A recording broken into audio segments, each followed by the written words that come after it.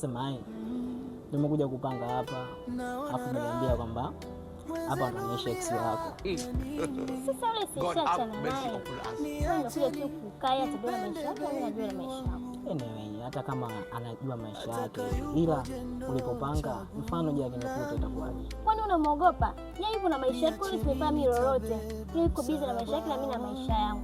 Hata kama nitakupanga huko kama sio yupo karibu naye, yeye atakuwa na mambo yake na mimi na mambo. Tukutane njiani, kila mtu na yake. Hata usiogope kuacha. Mai. Huyu ni nani? Nataka kumjua ili weje yani. Kwa kuacha tu jana leo ushapata bwana, si ndio? Sasa si mwanamke. Na kila sababu. Mwanaume gani ambaye anaweza akamwacha mwanamke akati kesho kutwa Valentine Day? Mimi si mwanamke wa Valentine. Tafuta Valentine bwana.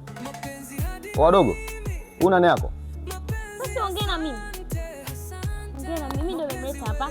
Kuanza na mimi yeye baadaye. Sema Smile, maisha ni kama mlima. Najua kabisa umeniacha kisa sina pesa. Ila maisha ni kama mlima, kuna kupanda na kushuka na huwezi panda ukiwa chini. Wewe umeshuka sana. Sasa ni kama mlima, wewe upo kwenye bonde kabisa.